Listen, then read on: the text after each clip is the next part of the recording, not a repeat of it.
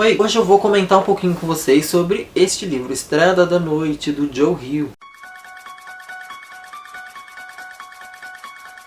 Pois é, gente, Joe Hill, filho do Stephen King, né? Ele sempre vai ter essa referência, né? Não tem jeito, coitado. Então, a chamada deste livro é Estrada da Noite, mais cedo ou mais tarde os mortos nos alcançam. Esse livro eu li há muito tempo atrás, tá? Então eu vou falar assim o que eu lembro do que eu li. Vai falar então de um cara que ele é meio que um roqueirinho, sabe? Ele é integrante de uma banda meio falida. Por ele ser desse jeito, né? Roqueiro das trevas, sabe? Essas coisas dark.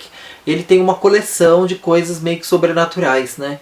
Então a partir daí ele vai ter objetos que se dizem amaldiçoados, ele vai ter uma fita de vídeo, né, com uma cena de um assassinato real, né? Então ele tem uma coleção assim cabulosa, sabe? Então que ele vê na internet um anúncio dizendo que estão vendendo um fantasma, né? Então ele já fica curioso com aquilo, porque ele tem uma coleção, né, bem sinistra, então ele quer ter um fantasma para a coleção dele.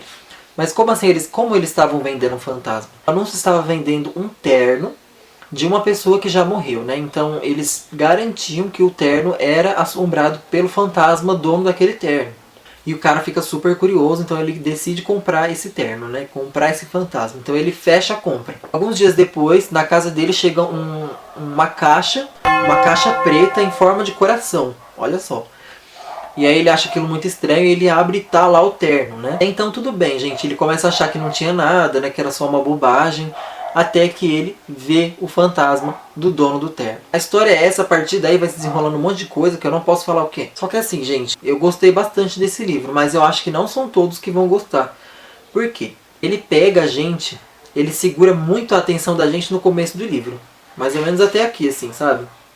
O resto do livro é uma coisa tão arrastada, fica com uma vontade de largar esse livro e ler outra coisa. Tanto que quando eu fui ler esse livro, eu acho que eu parei umas 3 vezes de ler ele para ler outras coisas. Aí eu voltava, não conseguia, parava de novo. Porque chega uma hora que fica muito chato o livro, sabe? Mas o desfecho, assim, eu gostei. Então eu não achei perda de tempo, porque eu gostei do final. Ah, que legal. O início dos capítulos é um coraçãozinho preto por causa da caixa. No começo, ele vai narrando, né? Ele vai descrevendo aquele fantasma. A cena que ele diz que ele vê o fantasma pela primeira vez é assustadora.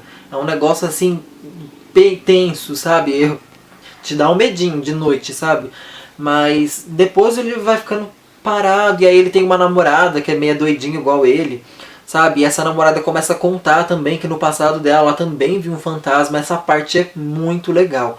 A parte que a namorada dele descreve a cena que ela viu o fantasma, um fantasma de verdade quando ela era criança, né? É muito legal, gente. É muito interessante aquela cena.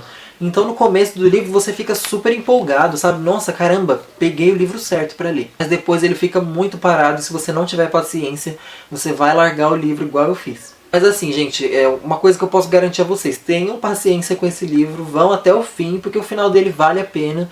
E quando você chega no final, você percebe que o livro não foi uma perda de tempo, né? Mas se for pra falar de Joe Hill, eu diria que ele se dá bem melhor em contos de terror, como esse livro aqui, gente, Fantasmas do Século XX. Tá vendo? Esse livro já tem resenha aqui no canal também, coletânea de contos do Joe Hill.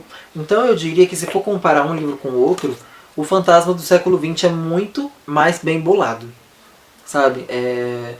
Eu acho que o Joe Hill se dá bem melhor escrevendo contos, ao contrário do pai dele, né, que escreve romances assim impecavelmente bem, mas ferra na hora de escrever contos. Tratando de Joe Hill, eu aconselho muito mais vocês lerem o Fantasma do Século XX primeiro. Se vocês gostarem da escrita dele, se acostumarem, então vocês leiam o Estrada da Noite, tá? Isso, gente, o Estrada da Noite, o problema, assim, a única coisa que eu achei chatinha nele foi isso desse ritmo parado, sabe?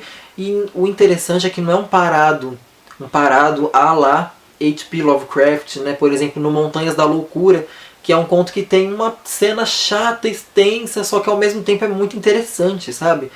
Esse daqui é uma cena parada chata, que dá vontade de você largar o livro e ler outra coisa, sabe? Ler Luluzinha. E você leu Estrada da Noite? Gostou? Escrevam aí nos comentários se você gostou, se você detestou, se você queimou ele na fogueira. Contem as suas experiências, porque eu acho que pelo que eu vi na internet, pelas resenhas, esse é aquele tipo de livro que ou você ama ou você odeia, né? Eu gostei, sabe? Não amo esse livro, mas gostei. Mas esse aqui eu amo. Amo.